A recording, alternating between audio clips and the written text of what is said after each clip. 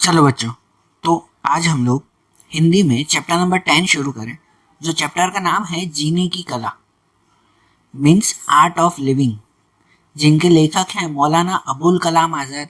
ये अबुल कलाम आज़ाद है, अब्दुल कलाम आज़ाद नहीं, ध्यान रखना। तो मौलाना अबुल कलाम आज़ाद वो इस चैप्टर में जीने की कला बताते हैं, मतलब द आर्ट ऑफ लिविंग बताते हैं। सही बात है ना कि लोग हमेशा, जैसे इस चैप्टर में दिया हुआ है कि हमेशा लोग ये कहते हैं कि हम लोगों को जिंदगी में कुछ बड़ा करना है, कुछ अलग करना है, कि कुछ ना कुछ तो है वो बड़ा करके दिखाना है। लेकिन लेखक हमें ऐसा कहते हैं कि दुनिया में सबसे बड़ा काम वो है कि अच्छी तरह से अच्छी जिंदगी जीना, एक फुलफिल्ड लाइफ जीना, यही सबसे बड़ा काम है और कुछ भी नहीं। लेखक ऐसा कहते हैं कि हाँ, दुनिया में ये मानने वाले बहुत सारे लोग हैं कि दुनिया में सबसे इजी काम है मर जाना और सबसे मुश्किल काम है जिंदा रहना। ये बात सही है ना कि दुनिया में काफी लोग ऐसा कहते हैं कि भाई मरना बहुत आसान है लेकिन जीना मुश्किल है। और यहाँ पर लेखक हमें कहते हैं कि ये जो जीना मुश्किल है ऐसा मानने वाले लोग हैं ना, वो अगर जीते कैसे हैं, कैसे जिया जाए, वो अगर सीख ले ना तो ये मुश्किल हल हो जाएगी। कहते हैं दुनिया में कितनी भी मुश्किल हो तो हर मुश्किल का कोई ना कोई हल, कोई ना कोई सॉल्यूशन तो है ही ना। तो कहते हैं जीना भी बहुत मुश्किल है, जिंदा रहना मुश्किल है, बहुत परेशानियां सहन करनी पड़ती है, ऐसा कहते हैं ना। लेकिन इसका भी तो सॉल्यूशन है ना कि जो लोग ये जीने की कला, मतलब द आर्ट ऑफ लिविंग सीख लें तो फिर उन्हें और क्या चाहिए। तो वो कहते हैं एक सिंपल लाइन में आर्ट ऑफ लिविंग के बारे में बताते हैं। कहते हैं कि जीने की कला वही है कि जीवन को हंसी खुशी में काट देना। जीने की सच्ची कला, द आर्ट ऑफ लिविंग, सही में वही है कि हमारे जीवन को हंसी खुशी में काट देना, हमेशा खुशी में मस्ती में रहना, बस यही हमारा जीवन है। इसके बारे में पूरी दुनिया में अगर सबसे सही तरह से किसी ने माना हो ना तो वो शायद चाइनीज पीपल है, चीनी लोग हैं। हाँ सही बात है, चीनी लोग हैं। लेखक कहते हैं कि भाई चीनी लोगों ने इस चीज को बहुत अच्छी तरह से समझा है कि उनमें एक बार किसी से पूछा गया कि दुनिया में सबसे बुद्धिमान इंसान कौन है, तो वहां पे जवाब दिया गया कि दुनिया में सबसे बुद्धिमान, सबसे क्लेवर इंसान वही है जो जो सबसे ज्यादा खुश रहता है। जो सबसे ज्यादा खुश रहता है वही सबसे ज्यादा बुद्धिमान है, ऐसा वो कहते हैं। तो देखो सही बात है ना कि वो चीनी लोग इस बात को बहुत अच्छी तरह से मानते हैं कि जीने की सच्ची कला वही है कि हमेशा खुश रहना, हर सिचुएशन में, हर परिस्थिति में, जो भी चीज आ जाए ना, हर एक चीज में हमेशा खुश रहना चाहिए। लेखक हमें ये कहते हैं कि इंसान को हर जगह पर जो है वो खुश रहना चाहिए और ये खुश रहने की कला उसे सीख लेनी चाहिए। कैसे खुश रहते हैं हर सिचुएशन में, ये उसे कैसे भी करके सीख लेना चाहिए। क्योंकि लेखक कहते हैं कि जीवन में अगर आपने खुश रहना सीख लिया ना, मतलब समझो आपने जीवन का बहुत बड़ा काम सीख लिया, अब इसके बाद आपको और कुछ सीखने की जरूर नहीं है। जिस इंसान ने हर सिचुएशन में खुश रहना सीख लिया है ना, तो उसे अब और कुछ भी सीखने की जरूर नहीं है। आपको जिंदगी में कभी कोई और चीज की जरूर नहीं पड़ेगी कि मैंने ये सीखा या ये नहीं सीखा है, कि जिसने एक बार खुश रहना सीख लिया हो। बिल्कुल सही बात है ना। लेखक कहते हैं कि उन्होंने फ्रांस के एक लेखक जिनका नाम है आंद्री गिद, उस आंद्री गिद की बात लेखक को बहुत पसंद आई थी। वो आंद्री गिद ने ये कहा था कि खुश रहना केवल एक जरूरत नहीं है, लेकिन यह एक नैतिक उत्तरदायित्व भी है। नैतिक उत्तरदायित्व मतलब कि हमारी पहली ड्यूटी भी है, हमारा फर्ज है। क्या कहते हैं वो कि खुश रहना खाली जरूरत नहीं है लेकिन हमारा फर्ज है। इसका मतलब वो ऐसे करके समझाते हैं, कहते हैं कि हम लोग जो खुश रहते हैं या उदास रहते हैं, दुखी रहते हैं, हमारे सुख या दुख, उसकी असर दूसरों पर भी पड़ती ही पड़ती है। सुख और दुख वो एक छूत अछूत की बीमारी की तरह है। आपको पता है ना, कोई कोई बीमारियां जो है वो ये छूत अछूत की बीमारियां होती हैं, जैसे कि कंटेजियस डिसीज होते हैं कि एक से दूसरे में बीमारी फैलती है। हम में बीमारी हो तो वही बीमारी दूसरे में भी फैलती है, होता है ना ऐसा। तो वैसे ही सुख और दुख वो भी ऐसे एक बीमारी की तरह ही है, समझो कि अगर अगर हम खुश होंगे ना, कि अगर हम हमेशा खुश रहेंगे ना तो वो खुशी दूसरों में भी फैलेगी ही फैलेगी, वो दूसरों में भी फैलेगी। और वैसे ही अगर हम दुखी होंगे ना तो वो उदासी भी दूसरों में जाएगी ही जाएगी। आप सबको पता है कि आपका अगर मूड बहुत अच्छा हो ना तो सामने वाले का मूड खराब होगा ना तो भी आप उसका मूड अच्छा कर दोगे। सही बात ना, अपनी बातें करके, अपनी जो है वो कुछ भी फनी वे में उससे कुछ कहकर उसका मूड भी ठीक कर दोगे। क्यों? क्योंकि आपका मूड ठीक है। आप अगर खुश रहोगे ना तो दूसरों में खुशी बांट पाओगे, लेकिन अगर आपका मूड ही खराब होगा ना तो सामने वाले का मूड कितना भी अच्छा हो ना तो भी आप उसका मूड खराब कर दोगे फिर, है कि नहीं?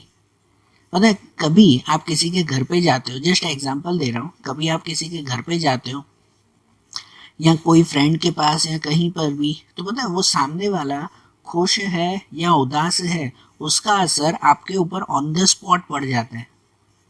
आप किसी के से मिलने जाओ ना तो अगर सामने वाला खुश होगा ना तो उसके चेहरे से दिखाई देगा, उसके चेहरे से दिखाई देगा, उसके चेहरे पे बहुत अच्छी स्माइल होगी, वो एकदम जोश में होगा, वो आते के साथ ही आपको जो है ये हैंडशेक करेगा, आपसे मिलेगा, है कि नहीं?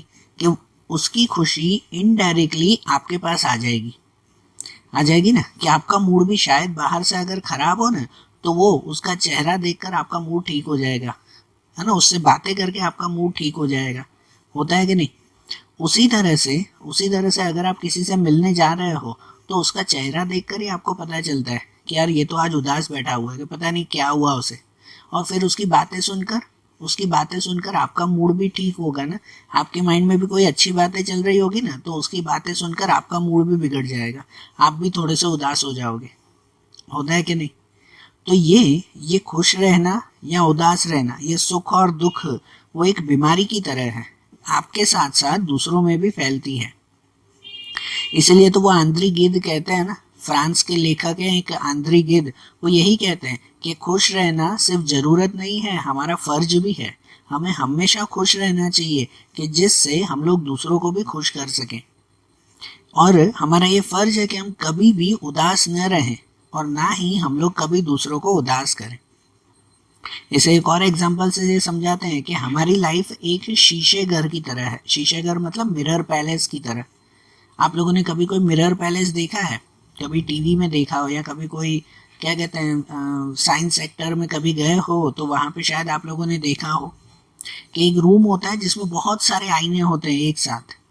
उस रूम में जैसे ही आप एंटर होते हो ना तो आप कहीं एक जगह पे खड़े रहो ना तो आपकी इमेज 10-10 20-20 आईनों में एक साथ दिखाई देती है कि नहीं? ऐसा मिरर पैलेस शायद आपने टीवी में या मूवीज में या रियल में देखा हो तो बहुत अच्छा।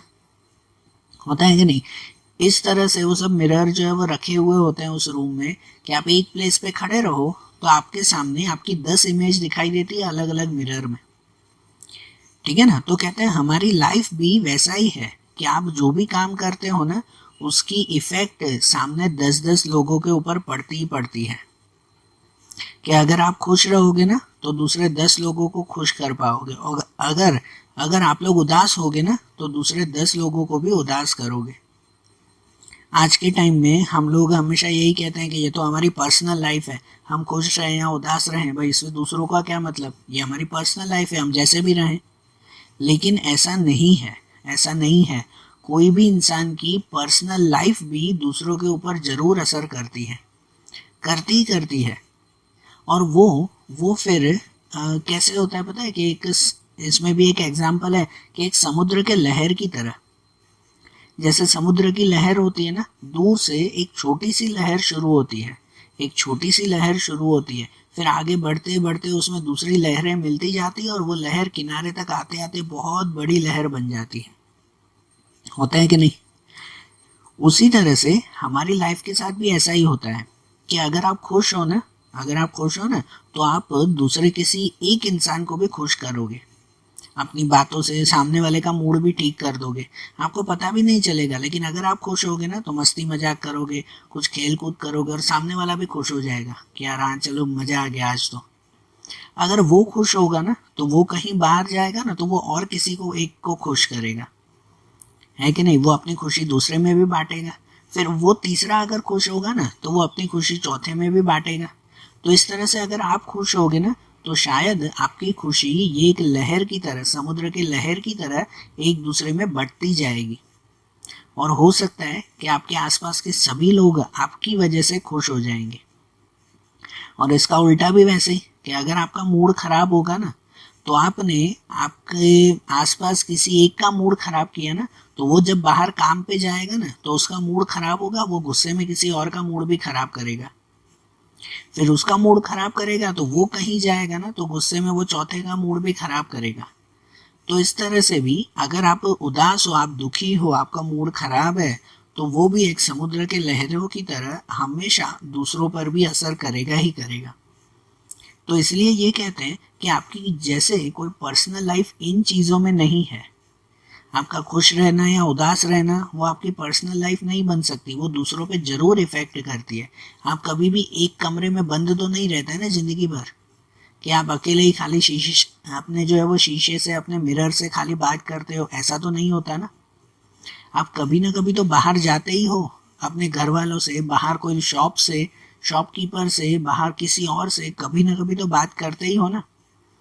और आपका बात करना, आपके चेहरे के एक्सप्रेशन, आपका बिहेवियर, ये सामने वाले पे इफेक्ट करता ही है। ये आपकी पर्सनल प्रॉपर्टी नहीं है, ठीक है ना।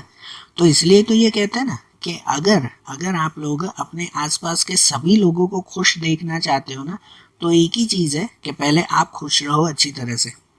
कि अगर आप खुश रहते हो तो आपके आसपास के सभी लोग खुद ब खुद खुश हो जाएंगे, समझे ना। उसी तरह से ये कहते हैं, एक टॉपिक छोटा सा इस चैप्टर में दिया हुआ है कि बहुत पहले ये जीने की कला सीखने के लिए, द आर्ट ऑफ लिविंग सीखने के लिए काफ़ी लोगों ने अलग अलग सॉल्यूशन जो है वो ढूंढे थे। काफ़ी लोग ये चाहते थे कि यार हमेशा खुश कैसे रहें।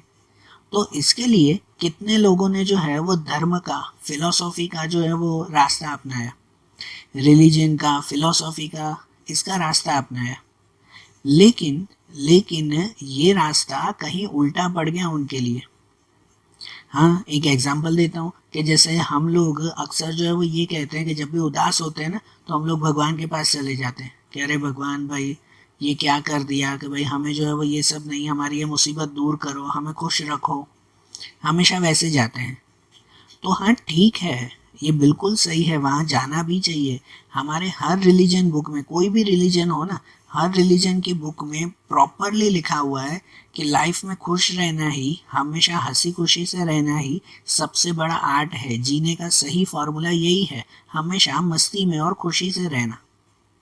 सही बात है ना, यही कहते हैं। लेकिन कितनी बार लोगों ने इसका उल्टा मतलब भी